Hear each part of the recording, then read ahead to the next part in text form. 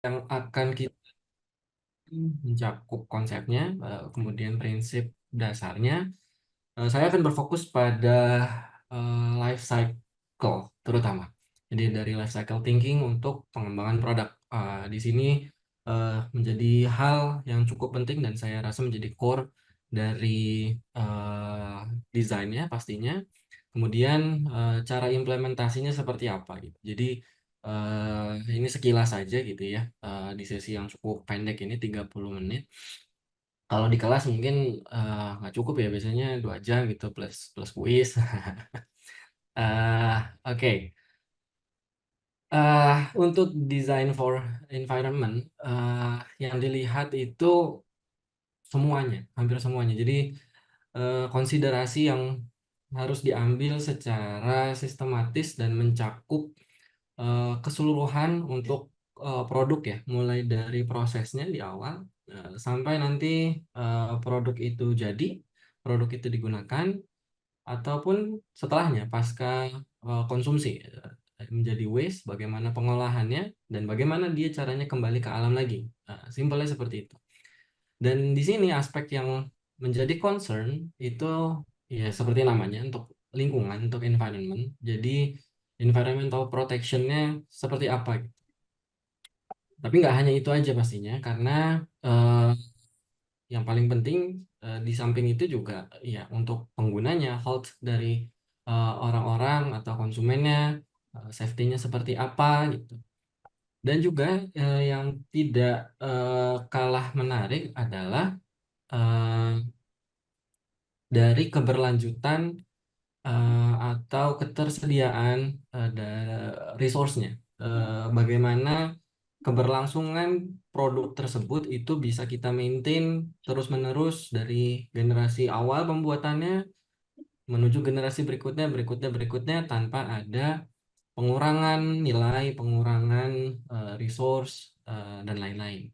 Ini 3 aspek penting yang harus menjadi konsiderasi kita ketika kita sedang berbicara mengenai design for environment. Nanti aspek-aspek di luar ini mungkin juga akan jadi konsiderasi ketika kita tambahkan tentunya ya. Tapi untuk kata design for environment artinya sudah mencakup 3 hal tadi.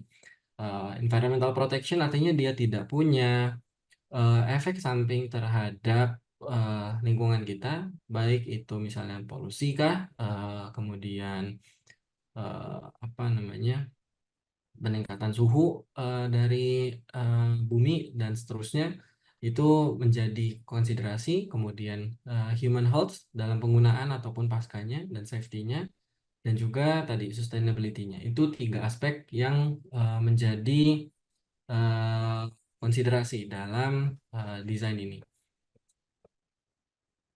Ups, oke. Nah,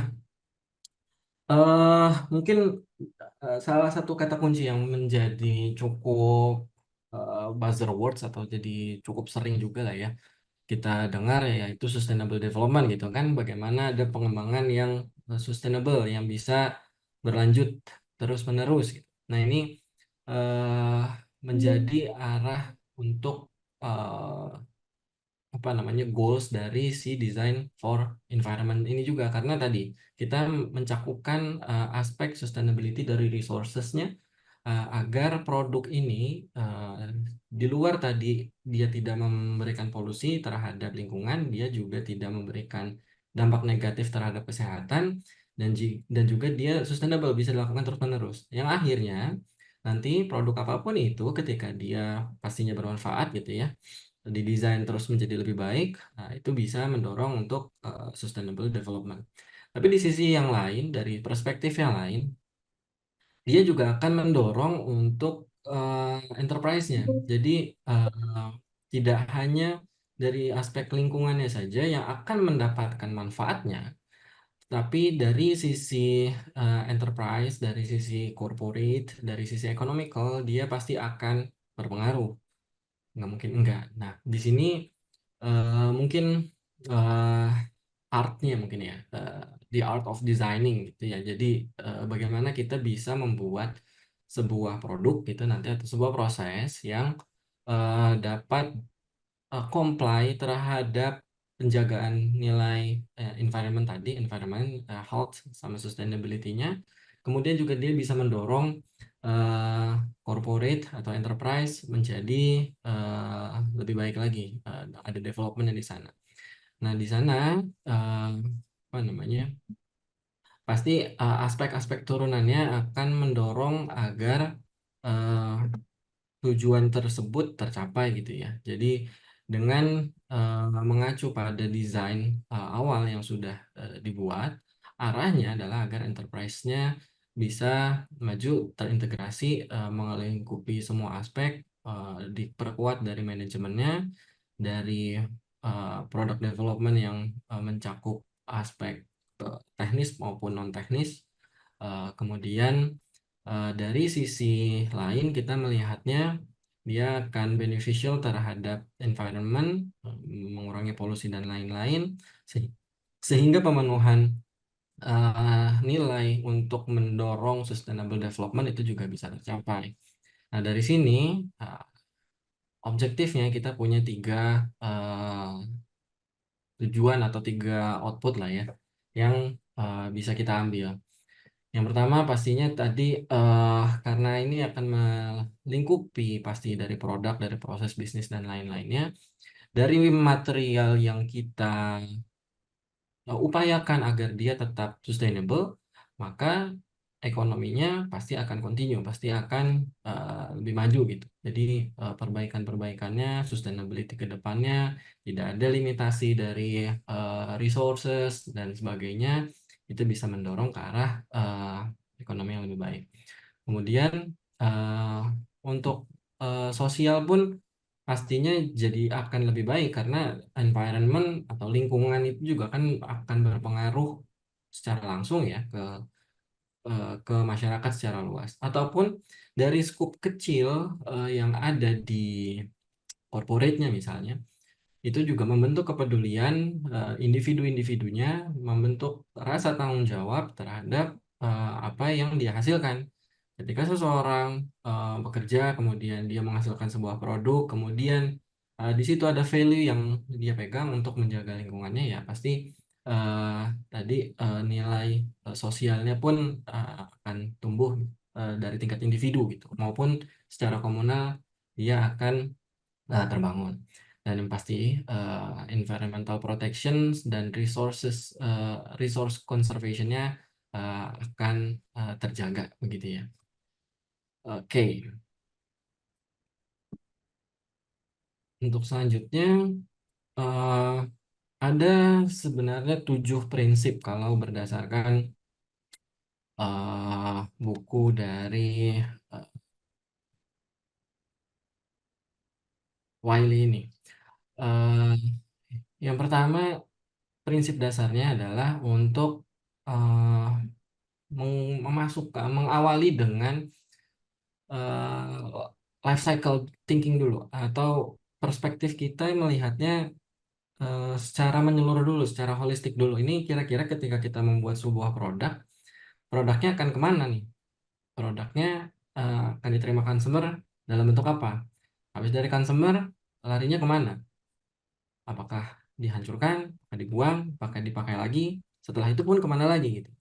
Terus sampai ujungnya di mana? Apakah ujungnya jadi karbon dioksida aja misalnya gitu ya, dibakar, atau ujungnya menjadi debu-debu dan sebagainya, atau dia merusak lingkungan justru gitu ya.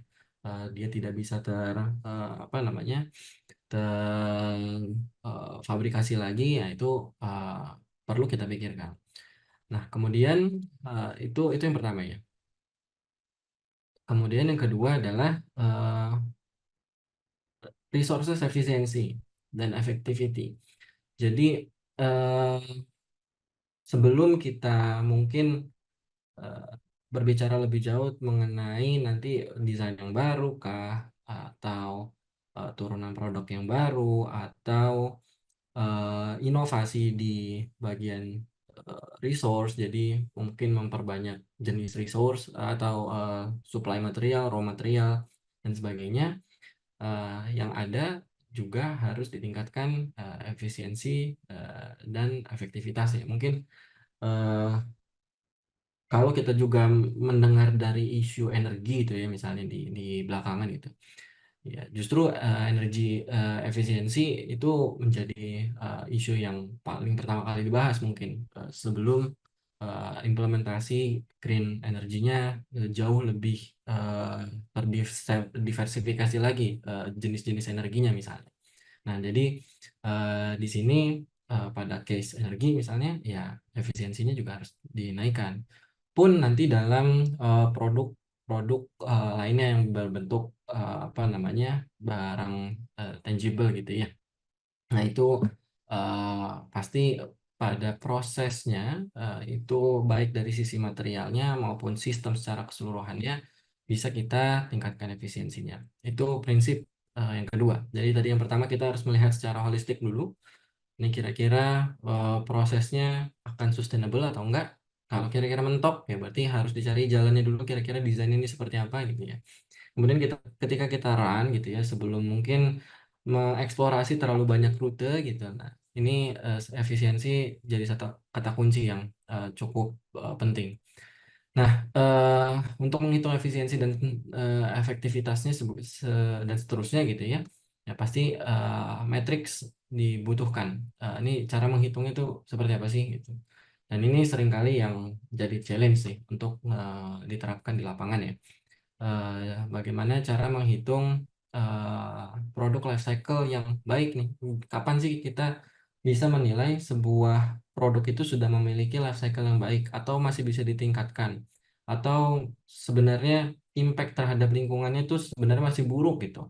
Kapan dia buruk, kapan dia baik. Nah, ini harus ada matriksnya untuk melihat pertama posisi kita sekarang di mana, kemudian selanjutnya hal-hal apa saja yang bisa diimprove. Nah, kemudian portofolio sistematik desainnya bisa dijalankan dengan matriks dan desain yang awal tadi. Ini dilihat dan di-maintain dan pastinya selayaknya proses bisnis dan proses manajemen yang baik harus ada proses evaluasinya, kemudian di planning ulang dari evaluasi tersebut, kayak gitu ya. Kemudian dilakukan lagi dan seterusnya sehingga siklus perbaikan itu bisa berjalan dengan baik. Dan diperkuat mungkin dengan software-software atau fasilitas yang mendukung untuk apa namanya mengevaluasi tadi. Baik mungkin dari sisi produksi misalnya bisa kalau produksi mungkin cenderung lebih gampang lah ya karena fungsi kontrol itu kan ada di produsen, tinggal mungkin install alat A, B, C, kemudian diukur efisiensi energinya, kemudian diukur apa namanya gas buangannya dan seterusnya itu masih bisa. Dan juga value yang terakhir adalah mencari inspirasi dari nature design karena ya alam sudah terbentuk dengan begitu baiknya, mungkin ada sistem yang kita bisa ambil inspirasinya untuk diterapkan pada proses industri gitu ya. Oke, saya akan berfokus pada eh, life cycle thinking-nya. Karena di sini menjadi kata kunci awal gitu ya untuk kita bisa melihat apakah produk kita ini sudah berada pada jalur yang benar gitu atau jalur-jalur alternatifnya kira-kira ada di mana saja ya dari sini dulu gitu untuk kita tahu. Dan biasanya pada proses produksi, proses industri juga kita awali dari penentuan awal gitu ya, development awal.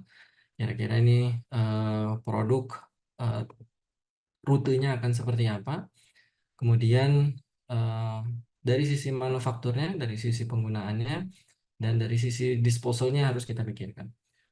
Beberapa contoh yang harus kita berikan atau yang bisa kita diskusikan di sini adalah eh, contohnya pada proses produksi emisi atau eh, limbah yang dihasilkan sampingannya ini bisa kita minimalisir. Ya, contoh misalnya kita punya packaging, fleksibel packaging, mungkin ada sisa potongannya. Gimana caranya kita bisa mengoptimalkan agar sisa potongan tersebut bisa kita pakai ulang atau kita memang minimalisir sisa potongan-potongan yang ada dengan mengubah desain. Contoh, uh, jadi resource yang ada bisa kita efisienkan tadi ya dengan cara mendesain ulang di awal atau membuat tambahan desain baru untuk proses turunan yang lain.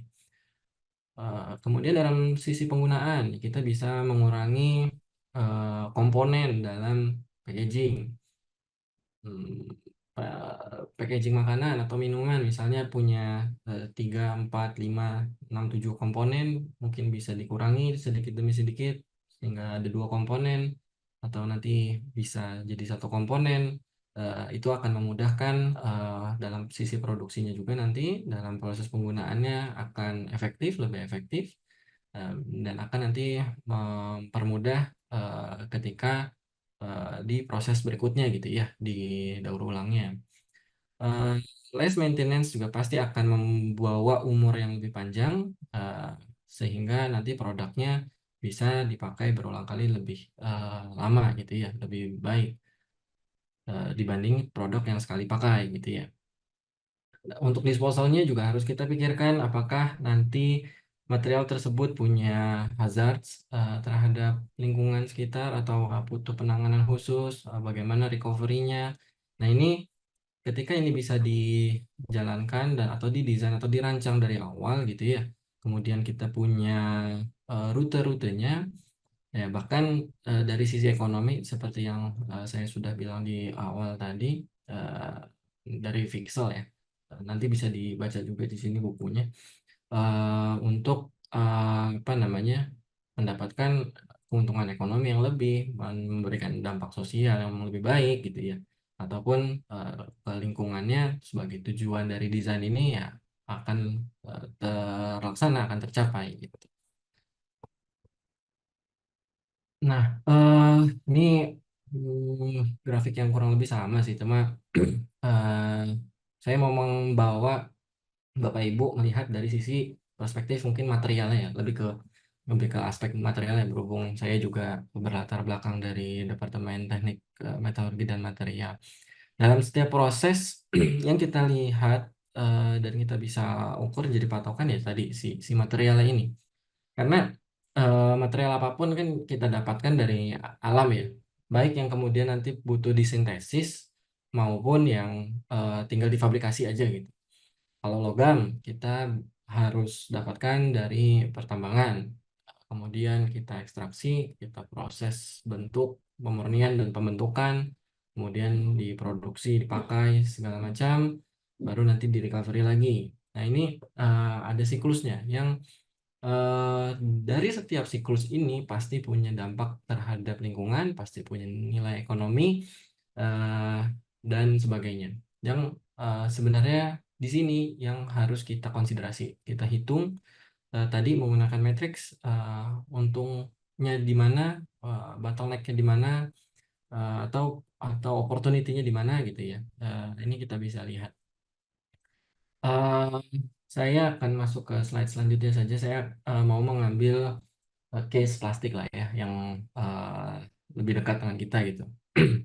Untuk polimer atau plastik dan karet gitu ya, plastics and rubbers, kita, di sini saya tuangkan ada 2 jalur gitu. Jadi ada jalur yang eh, technical atau sintetis gitu ya, atau engineer atau fabrikasi. Kemudian ada yang resource-nya atau jalurnya biological. Jadi representasinya di warna panah ya. Kita mendapatkan material plastik atau rubber, ya pilihannya kan antara dari alam gitu, misalnya karet alam gitu ya, kemudian kita berikan perlakuan, kita vulkanisasi dan seterusnya, atau plastik pada umumnya kita dapat dari gas gas, kemudian kita sintesis, jadilah itu biji-biji eh, polimer, biji-biji plastik, kita ramu dia sedemikian rupa sehingga menjadi apa namanya, raw materials yang siap digunakan untuk kemudian dibentuk dalam proses manufaktur apapun itu, mau eh, untuk aplikasi rumah tangga, packaging dan segala macam, otomotif, atau aplikasi-aplikasi tingkat lanjut gitu ya, prosesnya kurang lebih kan akan sama alurnya. Nah, kemudian itu eh, produk tersebut berhasil di apa namanya disampaikan kepada user atau konsumen. Nah, di sini yang harus kita mungkin lebih amati karena kalau bisnis as usual aja kan yang penting terjual gitu ya sampai ke konsumen ya wis udah selesai urusan gitu. Padahal eh, ada peluang ada peluang lebih besar untuk kita dapat merekayasa sehingga proses bisnis yang ada itu lebih sustainable.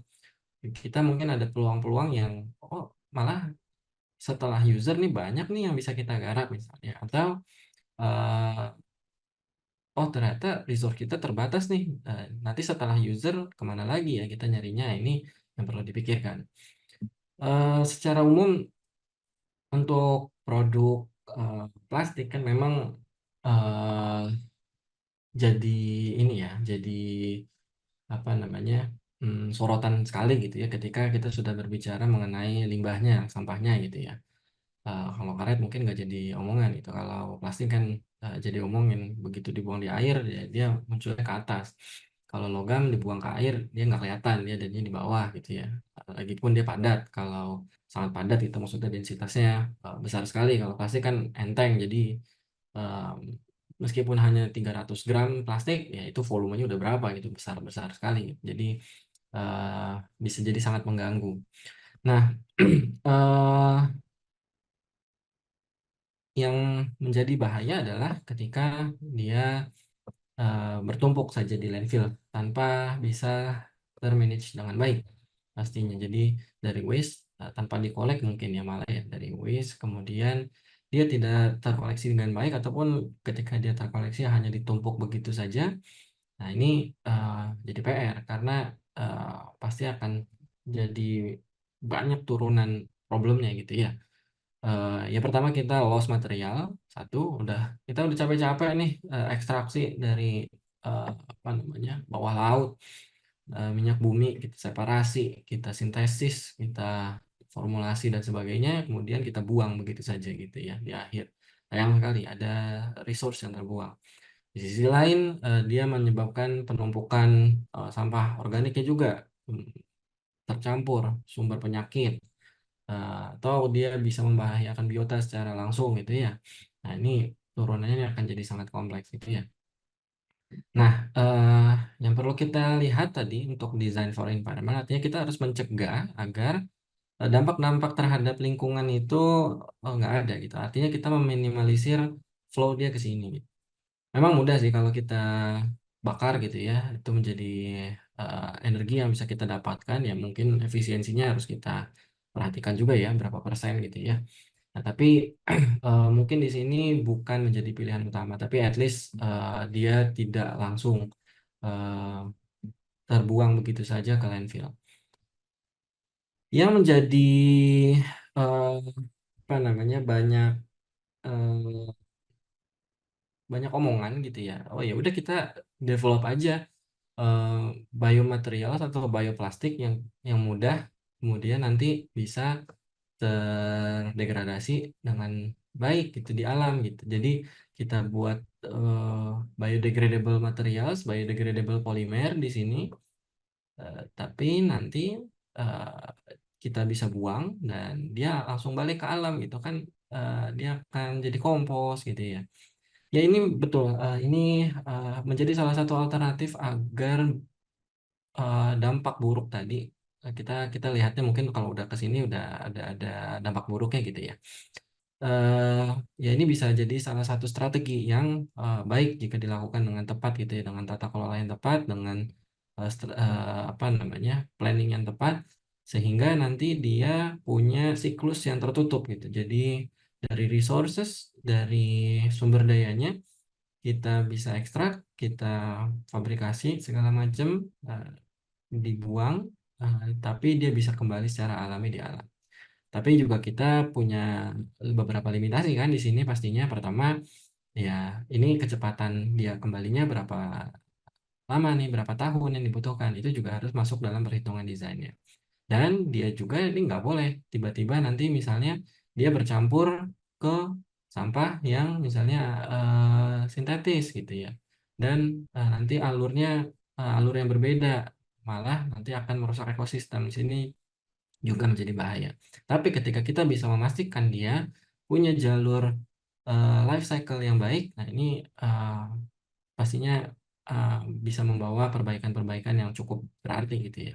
Ataupun nanti bisa jadi produk turunan yang lain, biogas atau derivasi yang lain yang bisa dimanfaatkan sebelum dia benar-benar balik ke alam gitu ya. Jadi di sini ada added value-nya lagi. Nah, ketika kita berbicara mengenai polimer sintesis atau sintetis, plastik, karet yang sintetis juga, pendekatannya kan ada beberapa ya, 3R kalau kita yang kita tahu secara sederhana ya.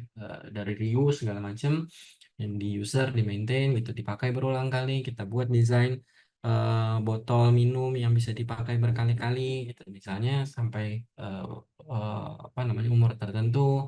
Itu salah satu solusi agar tidak terlalu banyak bawah, atau kita bisa memanfaatkan sampah-sampah tadi, sisa-sisa produksi yang ada di dalam manufaktur. Kita biasanya sebut sebagai primary recycling ya, atau pre-consumer recycling proses di sini. Jadi dari manufacturer kalau punya waste yang tadi bisa diminimalisir, ini kita putar ulang. Atau memang ini PR yang cukup berat karena post consumer itu biasanya punya masalah yang cukup banyak di jalur yang sini, ada sorting dan sebagainya. Uh, tapi memungkinkan kita untuk lakukan, terutama untuk material-material yang punya kemudahan yang lebih ya. Uh, di sini yang familiar dengan material PET-nya gitu ya, material PE transparan dan sebagainya, itu bisa kita recycling. Nah ini meskipun masih ada PR-PR tentunya masih cukup banyak yang perlu kita perbaiki. Ataupun yang agak cukup ekstrim ya, kita recycling secara kimia saja, kita balikan dia menjadi monomernya, kita balikan dia menjadi zat kimia awalnya yang dia bisa eh, masuk atau dia bisa kita gunakan kembali dalam proses sintesis.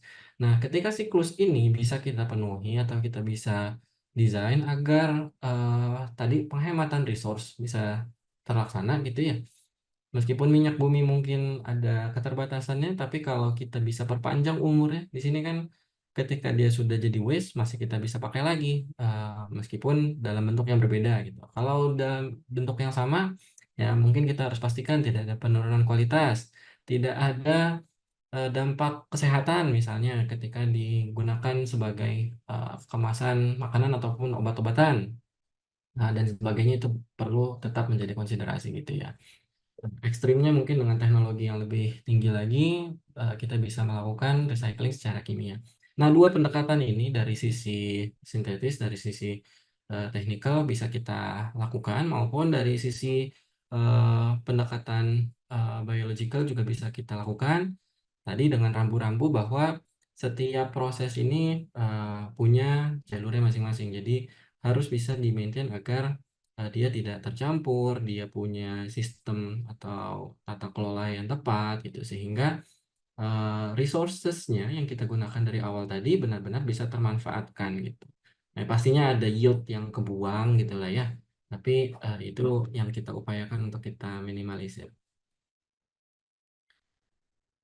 Oke, ya ini singkat saja. Tinggal 5 menit lagi. Untuk memulainya, ya pasti eh, kita tadi harus berawal dari gambaran besarnya dulu. Skemanya ini seperti apa gitu. Untuk mendefinisikan apa sih yang mau kita buat gitu. Jadi bentuk implementasinya seperti apa, langkah pertamanya apa gitu. Untuk kita bisa goals-nya apa gitu ya, untuk bisa kita terapkan di lingkungan sekitar atau lingkungan kerja atau lingkungan perusahaan yang kita geluti gitu ya. Di situ harus terdefinisikan dulu ini goalsnya mau kemana dari skema yang tadi, skema yang besar gitu ya.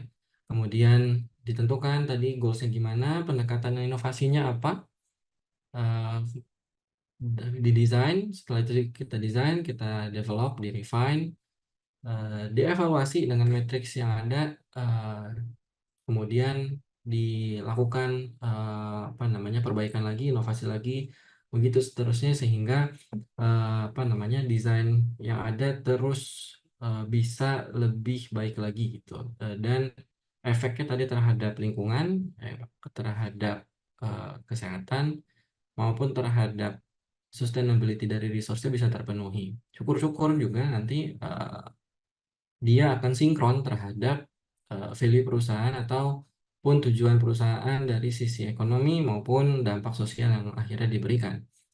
Eh, Nah, ini hanya gambaran yang sedikit berbeda saja step-stepnya, tapi kira-kira eh, objektifnya harus kita tentukan dulu, kemudian didesain, di assess life cycle-nya, dianalisis, review, baru launch dan evaluation dan seterusnya begitu. Jadi siklus ini terus ada, terus bisa naik kelas. Itu kalau kita bayangkan 3D ya mungkin siklusnya jadi naik ke atas gitu ya, berputar tapi ke atas gitu kan. Nah, ada perbaikan seterusnya. Ini sebagai bahan pemicu aja sedikit gitu ya. Kalau kita contoh melihat produk plastik, eh, apa namanya sedotan plastik sama sedotan yang terbentuk dari stainless gitu. Itu kira-kira lebih eh, sustainable yang mana gitu. Nah ini sudah ada yang mempublikasikannya di 2021 ya, dari Malaysia, Monash University. Ini permodelan yang mereka gunakan, jadi bukan sesuatu yang apa namanya perlu ditiru plek-ketiplek juga enggak, tapi bisa jadi salah satu konsiderasi atau ya masukan juga dari mereka gitu, bagaimana mengevaluasi eh, desain dari produk ini dengan menggunakan dua material yang berbeda gitu ya. Eh, Dilihat dari sisi lingkungan, ekonomi dan sosial, mereka skor kan segala macam. Ya memang kalau dilihat hanya dari scope raw material sampai manufacturing, ya eh, ya, apa namanya dampak terhadap lingkungannya dan value ekonomi sosial dan seterusnya, memang penggunaan sedotan dari bahan plastik masih lebih menguntungkan atau lebih tidak berdampak buruk terhadap lingkungan. Cuma di sini memang di publikasi ini tidak memasukkan eh, post consumption-nya. Jadi jika jika sedotan itu terbuang secara apa namanya berantakan gitu ya ke landfill, sungai dan seterusnya, itu impactnya seperti apa tidak dihitung di sini, hanya carbon emission dan seterusnya. Tapi ini kira-kira matrix atau tools yang bisa digunakan juga untuk melihat kira-kira dampak dari desainnya bagaimana. Ini kan materialnya saja yang berbeda. Mungkin nanti ada pendekatan desain yang lain yang bisa dilakukan. Terakhir, eh, untuk mengimplementasi ini pasti banyak tantangan. Tiga kata kunci utama yang mungkin bisa di-highlight adalah expertise-nya. Jadi ini punya apa namanya, biasanya ada limitasi dari produk development dan efeknya terhadap lingkungan itu seperti apa. Karena cukup kompleks nanti yang perlu dievaluasi. Ada kesehatan dan lain-lainnya tadi kan ya. Kemudian juga fenomena di lingkungannya juga eh, cukup kompleks, dan nilai ekonominya seperti apa gitu. Ini yang pasti jadi bottleneck-nya juga gitu ya. Nah, ini tiga catatan ini harus selesai dulu PR-nya sehingga desain itu kemudian baru bisa dirilis, dites, dan dievaluasi lagi nanti. Oke, ini sudah di penghujung untuk sesi saya. Bagi rekan-rekan yang ingin mengetahui lebih lanjut, bisa saya rekomendasikan untuk membaca buku dari Fixel, Design for Environment, Guide to Sustainable Product Development, atau pengaya yang lain juga bisa dibaca dari beberapa referensi yang saya tulis di sini, dari publikasi-publikasi yang ada, ataupun panduan dari non-government organization juga ada. Itu bisa jadi akan acuan. Mungkin nanti kita lanjut di sesi Q&A setelah sesi berikutnya ya. Baik, terima kasih dari saya. Saya kembalikan ke Mas Adrim. Baik, terima kasih banyak Pak Adam. Ini paparannya sangat menarik ya, banyak sekali framework-framework untuk mencapai DFE dan juga prinsip-prinsip yang perlu diberlakukan. Nah, sekarang kita udah mendengarkan dari sisi akademisnya, sekarang kita ingin melihat juga nih dari sisi praktisinya. Beberapa industri sudah juga mencoba untuk mengimplementasikan DFE atau bagian-bagian dari DFE. Dan di sini ada Mbak Rachel Natasha yang dari PT Amandina. Aku mungkin kenalkan sedikit dulu Mbak Rachel. Mbak Rachel sudah punya 10 tahun experience di international brand untuk communications dan event, tapi sekarang join di PT Amadina Bumi Nusantara dan juga Mahija Parahita Nusantara Foundation untuk membuat program-program yang mendukung recycling heroes, komunitas-komunitas recycling heroes, dan juga improve kolektor di dalam supply chain-nya. Dan juga ada beberapa program-program yang berhubungan dengan ekonomi sirkular yang di-lead oleh PT Amandina dengan Mbak Rachel di dalam timnya juga. Um, Mungkin singkatnya aku perkenalkan seperti itu Mbak Rachel. Sebelum aku ke Mbak Rachel, ini ada video dari PT Amandina dulu. Kita play dulu saja untuk memperkenalkan Amandina ke partisipan semua. Jadi untuk operator bisa mulai videonya.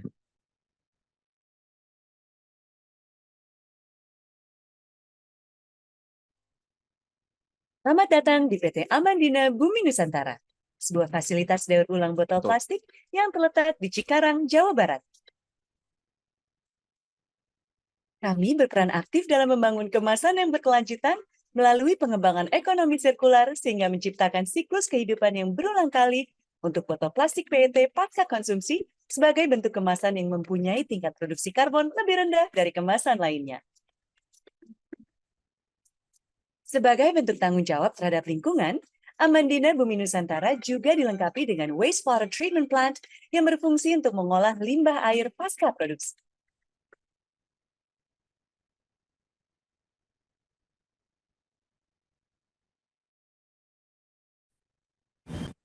Proses pertama yang dilakukan adalah melakukan pemilahan botol.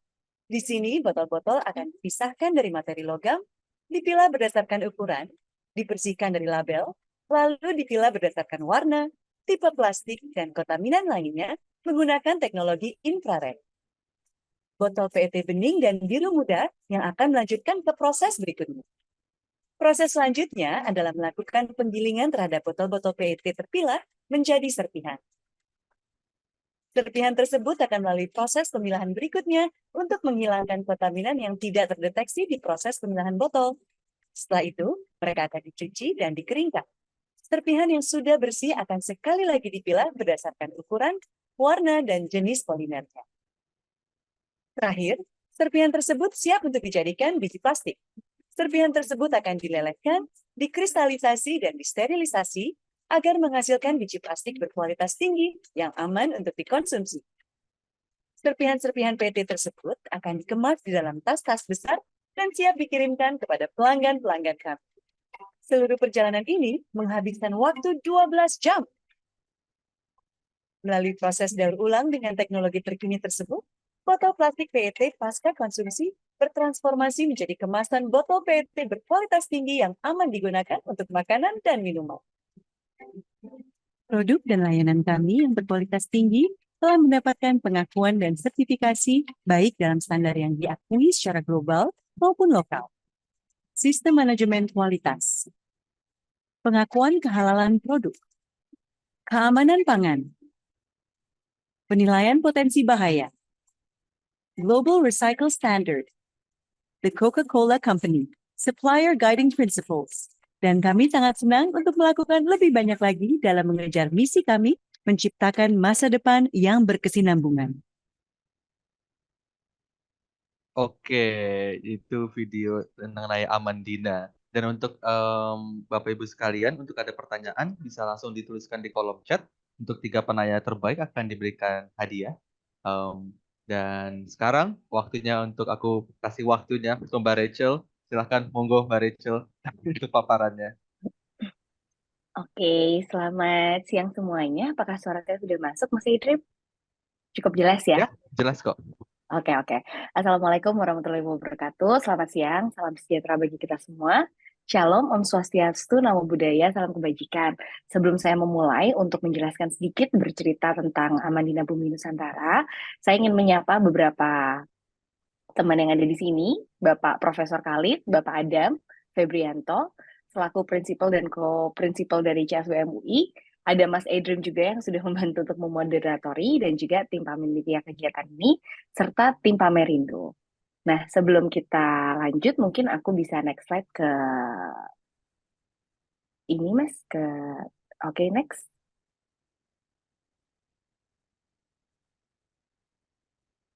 Bisa di next, Mas. Sorry.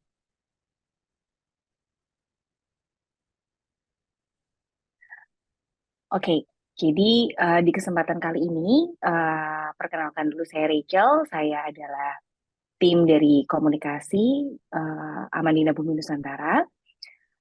Saya akan sedikit bercerita, jadi Amandina Bumi Nusantara adalah sebuah pabrik daur ulang yang memang joint venture antara Coca-Cola Euro Pacific Partners di Indonesia dan Dynapack Asia. Jadi dimulai sejak kurang lebih 4 tahun yang lalu melalui business case. Mereka melihat bahwa produsen itu mulai harus bertanggung jawab sebenarnya untuk mengelola sampah-sampah atau packaging yang mereka hasilkan. Nah, seperti yang tadi dijelaskan oleh Pak Adam, ada life cycle design, life cycle thinking yang akhirnya ditemukan oleh tim yang melakukan business case di awal untuk mendesain sebuah life cycle yang aman untuk lingkungan. Nah, maka dari itu Coca-Cola Euro Pacific Partners Indonesia dan Dynapack Asia selain membuat satu fasilitas daur ulang, mereka juga menciptakan sistem circular economy. Nanti saya akan jelaskan. Nah, Amandina Bumi Nusantara sendiri dibangun dengan harapan bisa menjadi salah satu yang terbesar di Indonesia, pabrik recycle dengan materi PET di 10 tahun ke depan. Begitu. Kita next. Nah, berikut adalah factory profile kita. Jadi, saat kita membicarakan mengenai sebuah sampah harus dikelola atau botol plastik pasca konsumsi yang harus dikelola, menjadi sebuah bahan raw materials yang dapat digunakan kembali atau diberikan nyawa kembali, aman untuk dikonsumsi, terus memperhatikan kesehatan penggunanya nanti, tentu ada investasi seperti yang tadi juga sudah dijelaskan oleh Pak Adam menggunakan teknologi terkini, betul ya. Dan ada Nampak? Maaf. Oke. Dan ada banyak sekali steps yang harus dilakukan. Ini adalah steps yang dilakukan dari dalam Amandina sendiri. Yang pasti pertama adalah pemilahan, karena pemilahan sampah itu apalagi botol plastik di Indonesia secara segregasi itu kita masih melakukan edukasi terhadap masyarakat mengenai segregasi.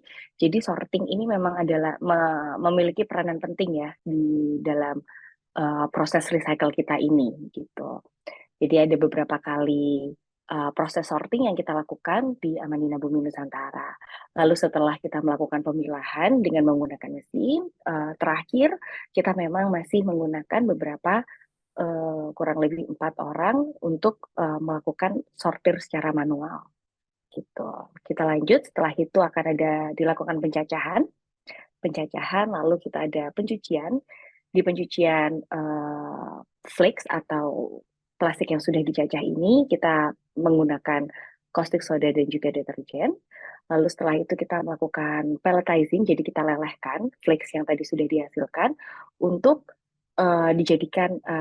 dilelehkan, lalu nanti akan dijadikan serpihan butir-butir seperti resin butir biji plastik PET. Lalu setelah itu akan dilakukan sterilization dan proses dekontaminasi agar aman untuk digunakan kembali menjadi packaging makanan. Kurang lebih itu adalah yang dilakukan oleh Amandina di dalam pabrik, dan dalam waktu 1 tahun washing line capacity kita adalah 30.000 ton. Dan untuk pembuatan resinnya sendiri 25.000 ton. Pasti ada pertanyaan dari Bapak Ibu sekalian, dari 30.000 ton washing line, kenapa menjadi palletizingnya 25.000? Itu dikarenakan pasti ada proses, ada bahan-bahan yang sudah kita kelola saat di sorting atau di grinding atau di washing, ternyata mereka tidak bisa digunakan sebagai bahan utama untuk dijadikan resin ya. Nah, tapi bahan-bahan yang tidak bisa digunakan ini sudah diterima oleh partner kami untuk dikelola kembali. Jadi bisa dibilang kalau Amadina Bumi Nusantara merupakan pabrik recycle PET dengan zero waste. Oke, kita bisa lanjut.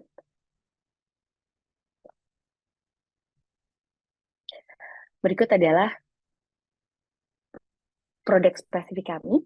Jadi produk kami terbagi menjadi dua, yaitu yang pertama adalah food contact resin, di mana saat ini 50% penggunaannya masih digunakan di Indonesia oleh Coca-Cola. Lalu untuk yang kedua adalah hot wash flakes, cacahan yang sudah dicuci, dan ini kita melakukan ekspor ke luar negeri. Nah, di sebelah kiri adalah contoh botol Coca-Cola yang sudah menggunakan 100% recycle PET hasil dari Amadina Bumi Nusantara. Nah, yang mungkin ini sedikit bercerita ya, adanya penyesuaian yang terjadi. Jadi dari awal bisnis case, kalau Bapak Ibu masih ingat dulu, botol Sprite itu warnanya masih hijau. Nah, saat kita melakukan bisnis case dan kita melihat bahwa gimana sih caranya untuk kita bisa memberikan nyawa kembali terhadap botol plastik ini, apa yang harus kita lakukan, pendekatan seperti apa. Salah satunya adalah ternyata botol plastik berwarna itu belum bisa didaur ulang untuk saat ini. Nah, yang bisa warnanya apa? Warnanya clear atau yang transparan dan warnanya biru muda. Maka dari itu, Coca-Cola melakukan transisi perubahan warna botol untuk karena mereka sangat concern dan mereka berkomitmen untuk bisa menggunakan 100% recycle botol 50% recycle botol PET di 2025, maka mereka switch dari botol hijau untuk Sprite menjadi sekarang kemasannya transparan. Gitu. Next.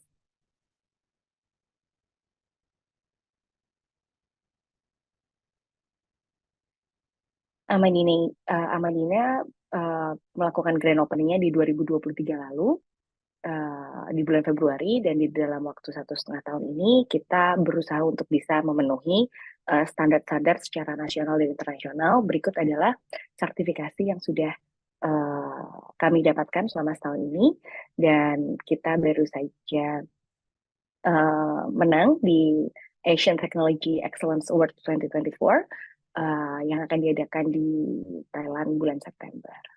Begitu. Jadi kurang lebih ini yang sudah kita lakukan selama 1 tahun terakhir. Kita bisa lanjut. Nah, tadi juga sempat dibahas ya sama Pak Adam perihal bagaimana kita akan membawa ini full product proses life cycle itu ada 3. Apakah punya efek samping atau mengeluarkan polusi? Jadi untuk recycle PET sendiri itu kita karbon yang kita keluarkan adalah reduce-nya sekitar 65% sampai 70%. Lalu digunakan kembali, apakah aman untuk digunakan kembali? Itu poin nomor 2-nya. Dan kita sudah mendapatkan sertifikasi yang menyatakan bahwa produk kami aman untuk digunakan sebagai packaging makanan kembali. Yang ketiga adalah sustainability. Apakah ini bisa berkelanjutan? Ya, ini bisa berkelanjutan untuk dilakukan kembali dengan memberikan nyawa kembali terhadap botol plastik. Nah, berikut adalah chain di bawah. Jadi pasti akan ada pertanyaan, Mbak dapat raw materials-nya dari mana sih? Nah, kalau kita boleh dan gimana sih caranya bisa dapat setahun 30.000 ton, berarti kalau kita hitung sebulan sekitar kebutuhan kita adalah 2.500 sampai 3.000 ton ya. Nah, jadi Amadina menciptakan sebuah konsep yaitu Indonesia Loyal Collection Model, di mana kita bekerja sama dengan collection center. Collection center ini adalah UMKM di Indonesia yang melakukan bisnis pengeprasan plastik. Nah, kalau kita lihat bagannya, mulai dari pembuatan botol, dari produsen, lalu akan dikonsumsi. Botol plastik ini akan menjadi botol pasca konsumsi di waste source, bisa dari perumahan, bisa dari kampus, bisa dari manapun, lalu akan diambil oleh recycling heroes. Ya, kita menyebut pemulung adalah recycling heroes. Lalu biasanya di recycling heroes ini, di step ini, mereka tidak melakukan pemilahan, jadi mereka langsung membeli barang dan dikirimkan ke lapak atau collection partner. Nah, di collection partners inilah mereka akan melakukan pemilahan terhadap sampah-sampah yang sudah dikumpulkan. Di Urban City sendiri, collection partners ini banyak bisa kita temukan ya Bapak Ibu sebagai bank sampah, gitu kurang lebih. Nah, khusus sampah botol plastik yang mereka sudah pilah, itu akan dikirimkan ke pengepras botol plastik atau yang kita sebut dengan collection center. Nah, disinilah Amandina Bumi Nusantara berpartner dengan collection centers untuk membantu menyiapkan raw materials untuk Amandina. Gitu. Lalu setelah itu akan dikirimkan ke recycling facilities kita di Amandina Bumi Nusantara. Mungkin kita bisa lanjut. Nah, berikut adalah 34 collection center kita di Indonesia, partner. Lokasi memang masih lebih banyak di Jawa atau di urban city. Kenapa? Karena seperti kita ketahui bahwa botol plastik PET itu penggunaannya lebih banyak di kota-kota besar ya, Bapak Ibu ya. Kita lanjut. Kita tidak berjalan sendiri untuk menjalankan ini, jadi kita bekerja sama dengan Mahija Parahita Nusantara, sebuah yayasan yang memang menjalankan audit untuk membantu kita memastikan human rights dari setiap collection centers kita. Jadi setiap collection centers yang bekerja sama dengan Amandina itu menandatangani surat MOU, tidak ada kerja paksa, tidak ada child labor, dan Mahija Parahita Nusantara juga membantu meningkatkan taraf hidup para pemulung atau recycling heroes dalam chain Amandina untuk untuk meningkatkan taraf hidup mereka melalui kesehatan dan juga edukasi. Boleh next? Nah, berikut adalah 3 pilar dan 3 program yang dijalankan oleh Mahija Parahita Nusantara.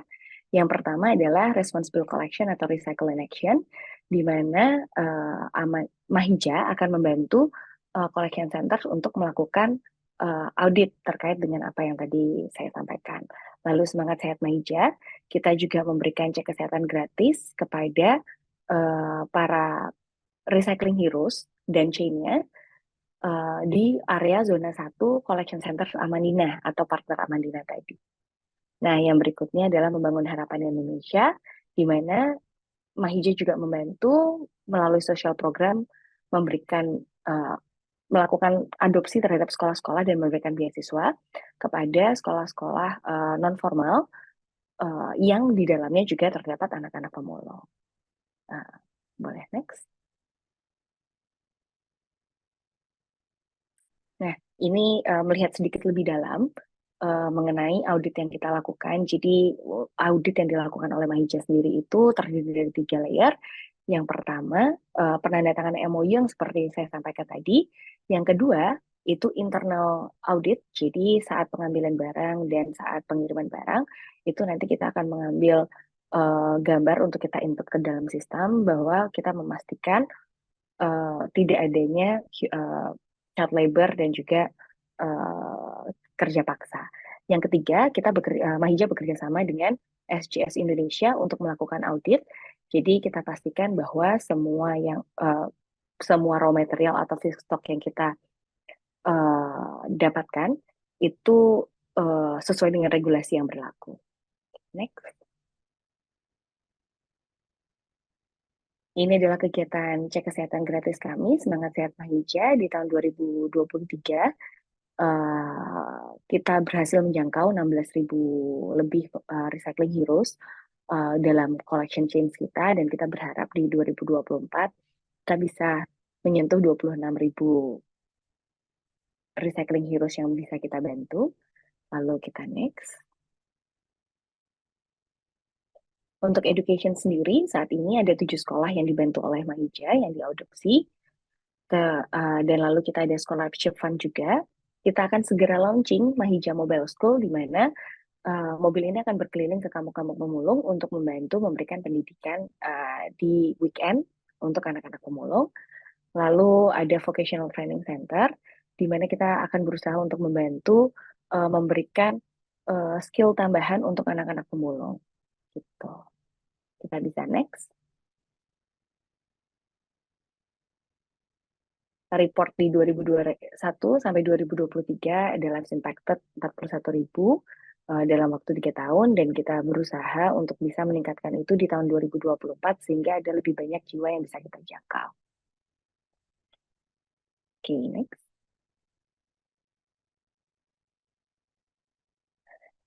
Mbak, kalau ada pertanyaan Mbak, apakah cuma PET, botol PET aja nih yang dikelola untuk saat ini? Ya, untuk saat ini, karena kami percaya bahwa untuk, boleh kembali ke terakhir, karena kami percaya bahwa pekerjaan atau menyelamatkan lingkungan dan bumi yang lebih bersih, Indonesia yang lebih baik, itu nggak hanya part of pekerjaannya Mandina atau Mahija, tapi harus dikelola bersama-sama oleh semua stakeholders untuk membuat perubahan. Gitu. Jadi sekian presentasi dari Amandina Bumi Nusantara. Kami berharap apa life cycle yang sudah kami desain ini memang baik untuk environment dan bisa mengembangkan ini untuk Indonesia yang lebih baik. Terima kasih. Baik, terima kasih banyak Mbak Rachel.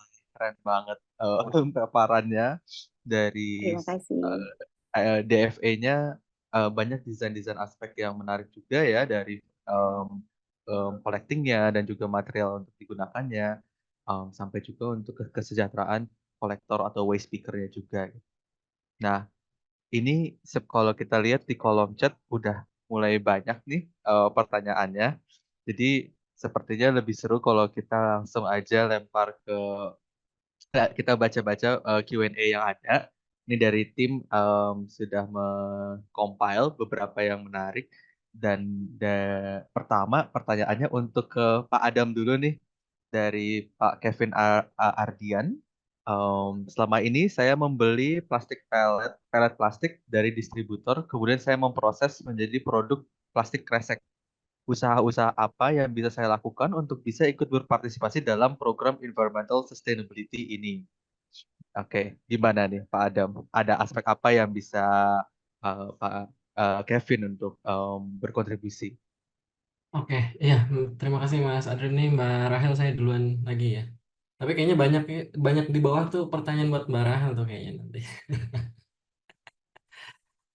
Ya, contoh case kantong plastik coba. Mungkin kalau kita tadi lihat ambil case dari environmental impact-nya dulu ya. Kita lihat dari sisi itu. Misalnya plastik kantong kresek, berarti sekali dipakai. Desainnya memang untuk seperti itu ya. Atau jangan-jangan mungkin ini bisa nggak ya kira-kira dipakai berkali-kali, katakanlah seperti itu. Eh, Kalau memungkinkan itu kan artinya sudah menambah umur pakainya gitu. Jadi memang ada kantong kresek yang dibuat misalnya ya udah ntar nggak apa-apa untuk disimpan. Kadang-kadang kan ibu rumah tangga juga suka seperti itu ya, suka menyimpan. Artinya kan oh ini jangan sampai kantong kreseknya mudah sobek. Mungkin itu bisa mengarah ke tadi impact ke lingkungan, katakanlah seperti itu. Cuma kan nanti pasti akan ada butuh perhitungan cost-nya ya. Ini saya kesampingkan dulu untuk urusan itunya ya. Atau kita lihat misalnya kira-kira ada nggak efek untuk kesehatannya, hazard terhadap kesehatannya. Kantong kresek itu tujuannya seringkali kan ya dibawa buat macam-macam aja, apa-apa aja gitu ya. Eh, Orang-orang yang nggak peduli begitu dia punya kantong akan dia masukkan apa aja. Apakah memang desainnya seperti itu atau dia khususkan untuk material tertentu. Ketika kita mau mencegah at least ini food contact-nya aman gitu ya. Mungkin nggak ya untuk dia ditingkatkan ke sana. At least nggak ada zat-zat yang sangat berbahaya yang mudah sekali untuk bermigrasi ke makanannya. Katakanlah itu juga bisa jadi hal yang kita konsiderasi. Atau hal yang lain yang bisa dikonsiderasi tadi aspek ketiganya itu sustainable resource ya. Jadi kira-kira ini bagaimana sih agar materialnya ini bisa tetap kita jaga gitu. Mungkin nggak ya kira-kira si kantong kresek ini nanti kita recycling gitu dari desainnya memang dia untuk dikumpulkan lagi, itu bisa jadi aspek yang pendekatannya mungkin untuk dilihat gitu kira-kira seperti itu. Jadi berangkat dulu dari 3 titik itu, baik dari aspek lingkungannya, masalahnya ada di mana sih nih, untuk lingkungan, dampak lingkungannya apa, diakses. Ketika ketemu, oh nih kayaknya bisa kita solve deh. Nah itu berarti langkah pertamanya mungkin bisa ke situ dulu. Dicoba, kemudian bisa beralih ke masalah yang lain. Kalau di area lingkungannya belum banyak yang bisa signifikan perubahan yang dibawa, mungkin dari hazard terhadap kesehatannya, terhadap health-nya, atau sustainability dari materialnya. Nah, itu coba dilihat dari case-case yang cukup spesifik. Atau ya nanti si kantong kresek ini misalnya itu didesain untuk apa namanya tadi didaur ulang. Nah, untuk produk yang selanjutnya itu apa itu ya, itu bisa bisa juga kira-kira begitu ya.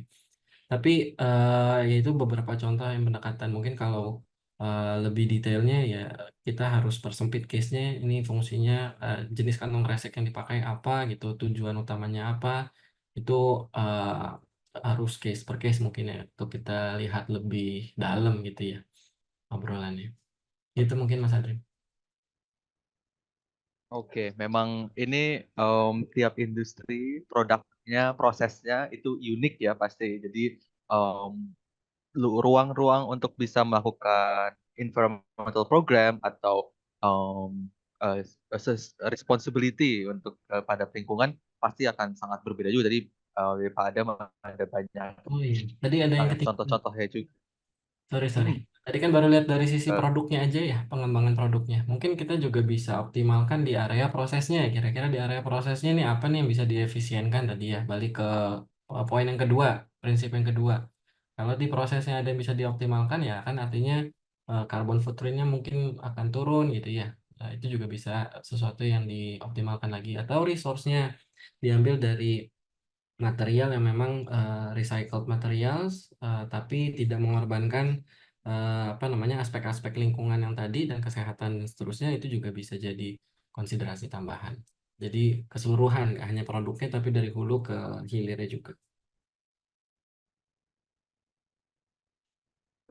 Itu tambahan. oke, oke. Untuk produk dan prosesnya ya. Ini aku lanjut ke pertanyaan selanjutnya. Ini kita lumayan banyak. Ini dari Pak Raja dari TABC. Ada 3 pertanyaan. Yang pertama, apakah ini untuk Mbak Rachel? Pertanyaannya, maaf. Ada 3 pertanyaan. Yang pertama, apakah melting point dan drying temperature hasil resin recycle ini stabil? Dan pertanyaan kedua, apakah perusahaan air mineral dalam kemasan bisa menjadi direct partners? Sepertinya juga tadi dari Pak Bisa. dari Hansen Industrial Indonesia juga menanyakan apakah bisa bekerja sama dengan PT Amandina untuk mensuplai. Tapi di dalam pertanyaan Pak Raja, apakah perusahaan air mineral dalam kemasan bisa menjadi direct partners untuk mensuplai kebutuhan botol PET reject? Dan yang ketiga, ada berapa banyak perusahaan yang sudah menggunakan recycled PET untuk botol dan minuman? Nah, gimana nih Mbak Rachel? Ini banyak yang menarik penasaran Satu-satu nih. ya, Mas ya. Satu-satu. Oke, mungkin aku jawab pertanyaan yang pertama dulu. Sebelumnya terima kasih Pak Raja. Saya juga baca di kolom komentar banyak sekali pertanyaannya. Terima kasih. Jadi yang pertama mengenai kestabilan melting point-nya, ya eh, di tempat kita sudah dikaji stabil, gitu ya jawabannya. Terus yang kedua tadi pertanyaannya apakah perusahaan manufacturer lain bisa mengirimkan botolnya? Bisa, dengan senang hati. Nanti bisa hubungin Rachel melalui Mas Adrim gitu. Sangat bisa. Jadi seperti yang Rachel bilang tadi di presentasi bahwa hal ini tuh bukan sesuatu yang bisa kita kerjakan sendiri. Jadi kita inviting all stakeholders, mau itu dari supplier, mau itu dari manapun, kita sangat uh, open for any collaborations with all parties gitu. Karena Ya, nggak bisa jalan sendiri ya Mas Edrim ya. Benar, Mbak. Oke, Dan terus yang ya, monggo Mbak. Aku mau nyampaikan untuk yang tertarik untuk bekerja sama mau dengan Amandina atau dengan CSWM atau dengan PRI itu bisa mengkontak WhatsApp, Facebook, Instagram, LinkedIn itu sudah disampaikan di kolom chat. Bisa langsung chat saja. Kalau mau nanti ngobrol-ngobrol lagi dengan Mbak Rachel, dengan Pak Adam, bisa langsung kontak ke sana. Kita bisa schedule ke depannya seperti apa. Monggo Mbak Rachel. Oke, kita lanjut. Pertanyaan yang ketiga tadi apa ya Mas Sari? Oh, Jawabannya sudah di kepala. apakah sudah berapa banyak perusahaan yang menggunakan recycle PET untuk botol kemasan atau botol minuman? Sudah cukup banyak ya kalau saya lihat.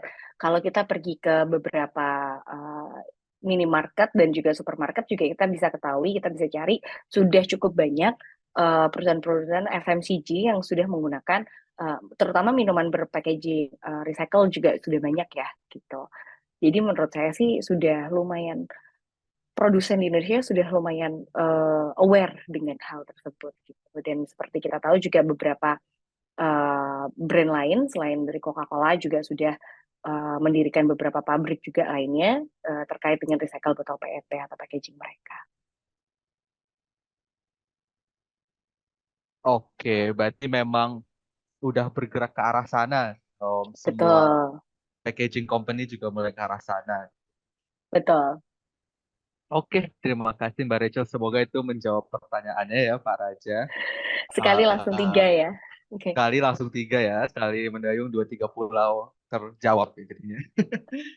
Oke, ini ada kembali nih ke pertanyaan untuk Pak Adam.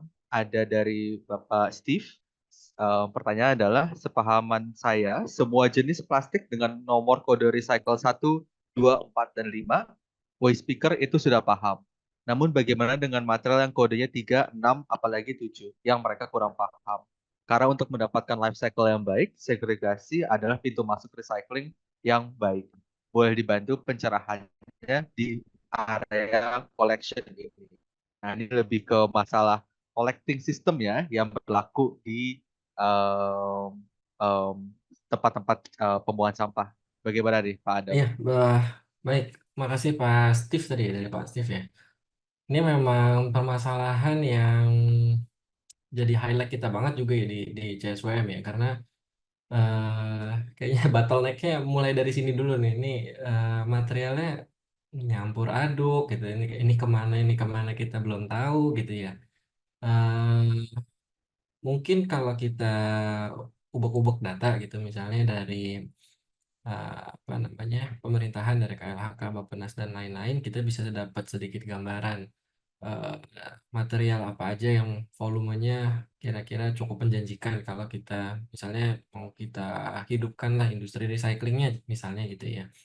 Tapi itu pun sebenarnya kita butuh pendekatan yang ya akan lebih localized lagi, karena kan kita harus memperhitungkan areanya gitu ya. Apakah di Jabodetabek misalnya cukup untuk melakukan daur ulang spesifik ke material tadi 1, 2, 3, 4, 5 dan yang 7 others gitu ya.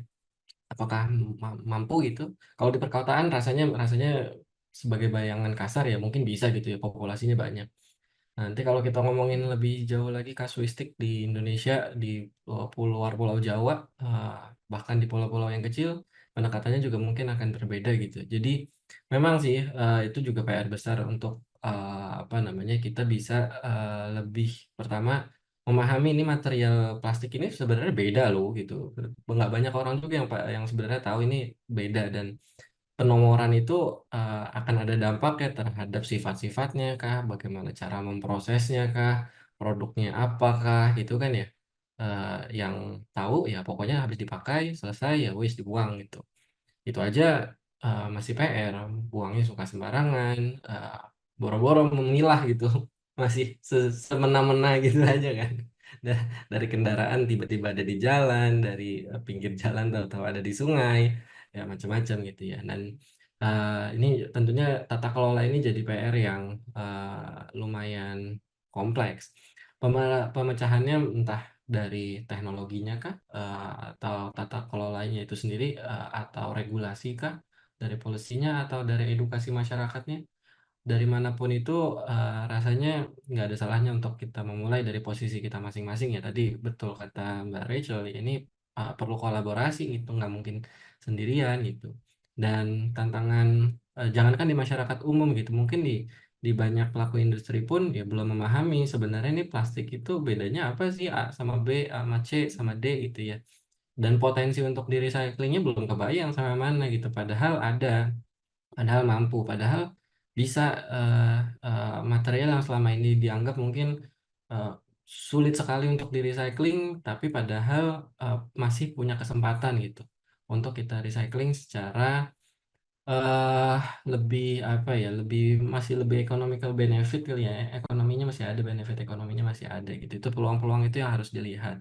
Dan itu rasanya yang apa namanya perlu bisa kita pahami bersama-sama gitu ya.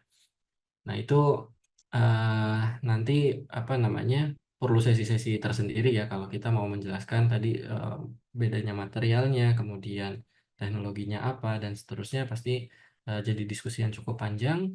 Tapi memang pemilahannya itu jadi penting dan kesempatan untuk apa namanya merecyclingnya kalau belum ada berarti besar. Ya, kalau belum ada jadi challenge besar tapi jadi opportunity yang besar juga begitu. Oke, oke, mantap Pak Adam. Ini aku lanjut lagi nih, kita banyak pertanyaan seru banget nih ngeliat ngebaca-bacanya. Ini ada pertanyaan lagi untuk Mbak Rachel Ya, dari Pak Reza. Untuk ya. penggunaan recycled PET, apakah aman? Karena kan RPET, recycled PET, ini menggunakan material recycle dari lingkungan. Bagaimana preventif untuk menjaga kontaminasi benda asing bisa tertangkap sebelum proses ekstrusi pelet dan resin? Di Pak Seryo juga menanyakan mengenai Hal TDS yang sama. konsisten, ya. Jadi Hmm. monggo Mbak Rachel, gimana nih? Apakah aman sebenarnya? Oke, terima kasih Mas Pak Reza untuk pertanyaannya. Sangat aman digunakan, gitu ya. Karena memang di Amandina kita ada beberapa proses sortir, mulai dari polimer, warna, dan juga metalnya. Nah, sebelum diekstrusi juga kita sudah melewati proses QC yang sudah disesuaikan dengan standar SNI maupun global compliance seperti sertifikasi yang tadi sudah saya sampaikan.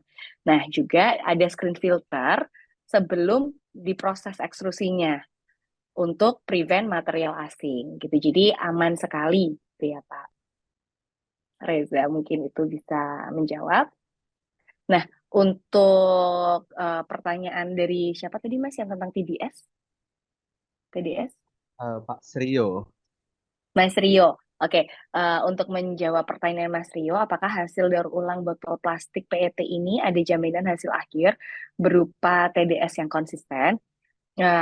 Ya Mas Rio, jadi untuk di setiap batch production kita maintain so far nilainya konsisten karena di raw material sudah ada proses sampling untuk memastikan input yang sesuai dengan requirement-nya Amandina gitu.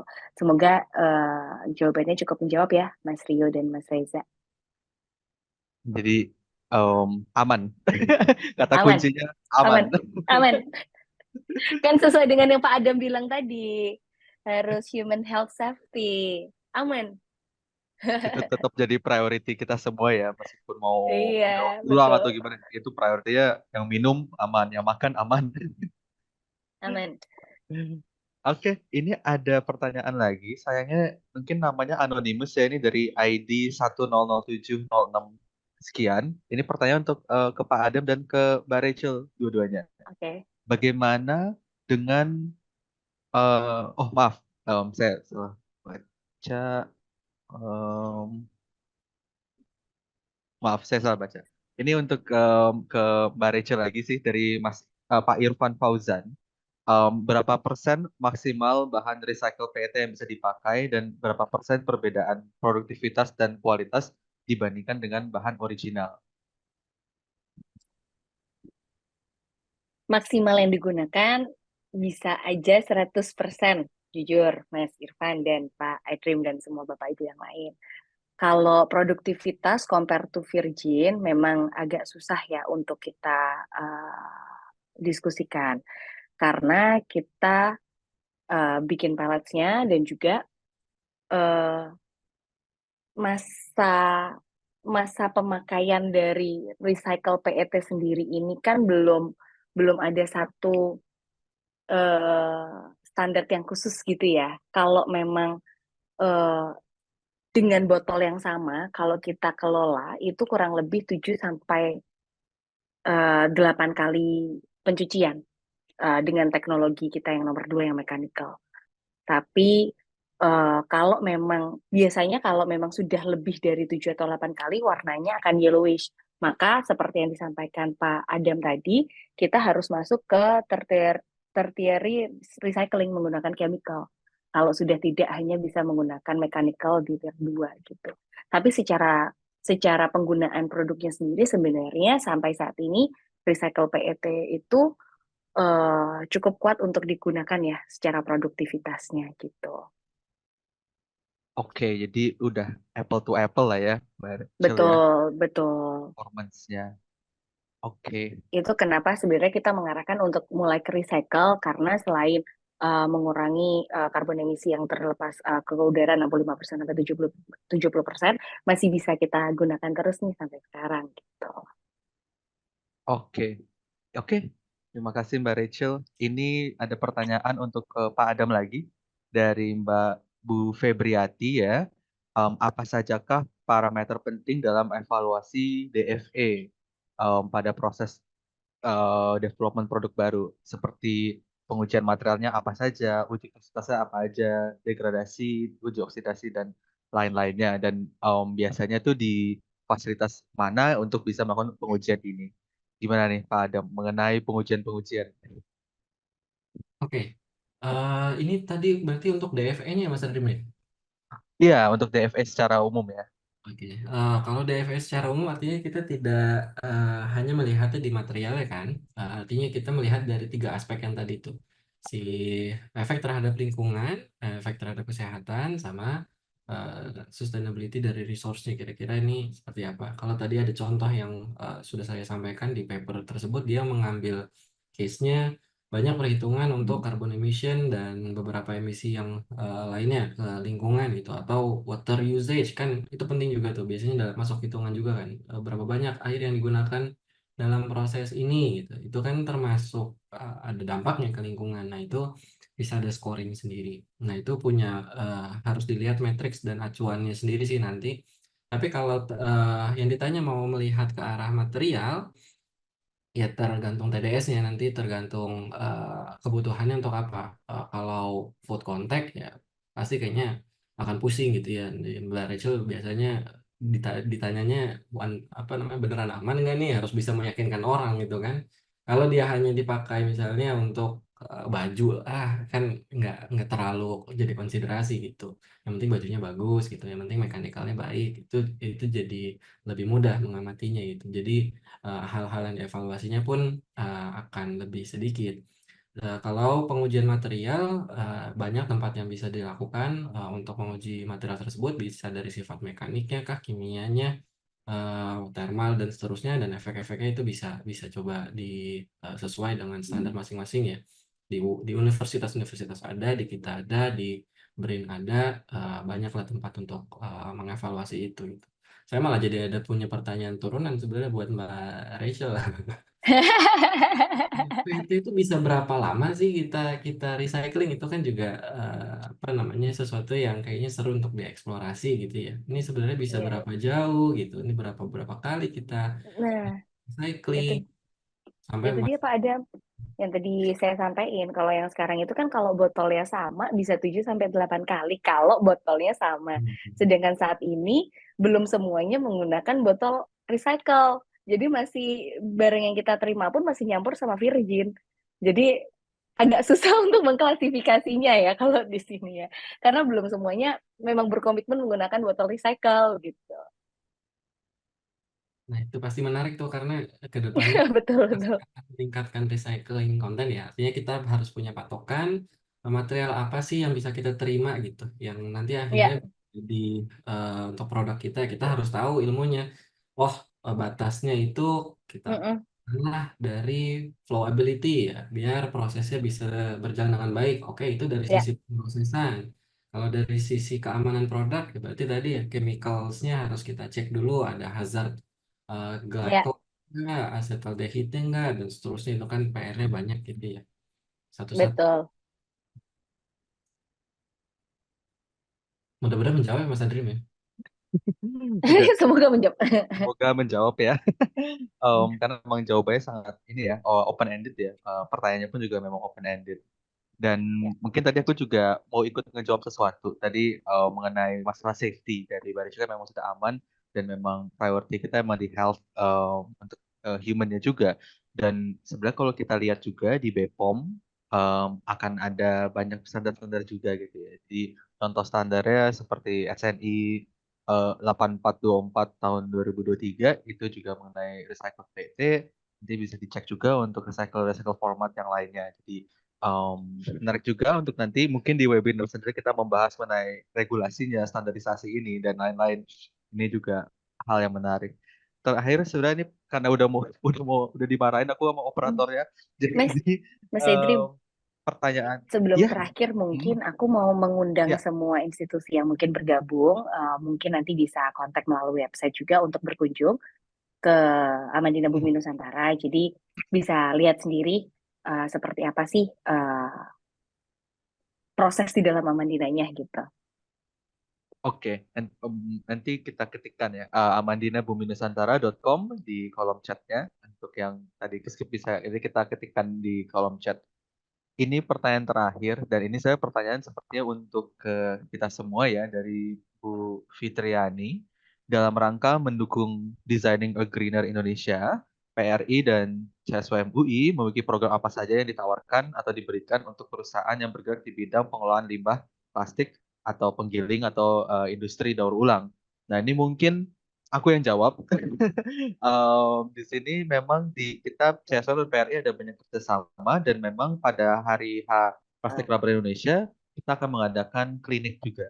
Jadi klinik ini seperti apa? Jadi kalau klinik di rumah sakit kan ada penyakit, datang ke dokternya nanti dapat obat gitu ya. Nah, kalau di sini bukan penyakit tapi lebih ada isu apa, ada masalah apa. Dan kita akan membuka ke beberapa bidang juga dari produknya, dari prosesnya, dari emisinya dan lain-lainnya yang nanti bisa kita diskusikan, nanti akan kita publikasikan bidangnya ada apa aja dalam waktu mendatang. Jadi kalau nanti Bapak Ibu sekalian ada yang hadir dari bidang industri daur ulang dan lain-lain untuk hadir di PRI, kita akan ada sistem klinik untuk bisa berkonsultasi dan juga untuk kita jembatani kepada pihak-pihak yang membutuhkan. Jadi kita akan mengkoneksikan supaya bisa berjalan bisnisnya, berjalan juga supply chain. Mungkin dari Pak Adam ada yang mau ditambahin di sini? Oh ya, oke. Tadi menambahkan dari Mas Adrim, saya agak scrolling sedikit beberapa pertanyaan yang cukup teknikal ya.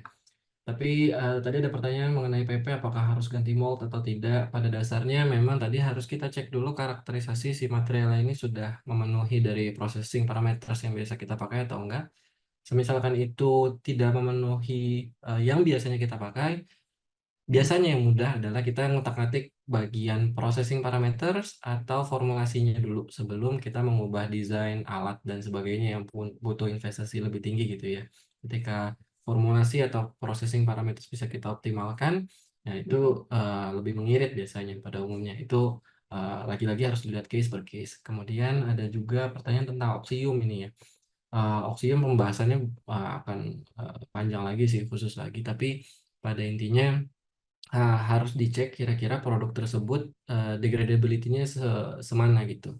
Ada range degradability mulai dari compostable gitu ya, benar-benar 100% biodegradable dan bisa jadi kompos dengan utama atau parsial gitu. Kita harus bisa mencerna itu dengan baik gitu. Ketika itu parsial, maka konsekuensinya apa-apa gitu. Itu harus dilihat juga. Dan jangan sampai material-material mudah terdegradasi itu juga bercampur dengan yang recycling sebenarnya. Karena nanti akan menurunkan kualitas dari recycler gitu. Nah, itu bahaya juga gitu ya, merusak ekosistem yang tadi sempat saya jelaskan di dua tadi. Itu penekanan yang saya rasa cukup menjadi prioritas di sini. Mungkin kalau tadi ada diskusi lebih lanjut, ya kita bisa ketemu nanti ya di bagian klinik atau di kesempatan yang lain. Oke, cukup Mas Adrian. Oke, terima kasih Pak Adam. Terima kasih juga Mbak Rachel. Dan terima kasih juga pada partisipan semua yang bertanya sangat aktif ya dan seru banget diskusinya. Semoga nanti ini bisa lanjut kepada kolaborasi-kolaborasi lainnya. Dan juga kita akan menghadirkan webinar sesi kedua kita di bulan depan. Topiknya akan berkutit di dunia teknologi recycling. Jadi dari mesin ya, prosesnya, operasional conditionnya seperti apa yang baik untuk operasional. Mungkin tadi disinggung dikit ya dari Pak Adam mengenai moldnya dan lain-lainnya. Dan kita akan bahas lebih lanjut di webinar selanjutnya. Dan kalau ada yang ingin mengkontak juga kepada pihak CSWM, ke pihak Mbak Rachel, ke pihak MPT Amandina, ke PRI, monggo ada di kolom chat semuanya. Bisa langsung WA, bisa langsung lihat websitenya dan lain-lain.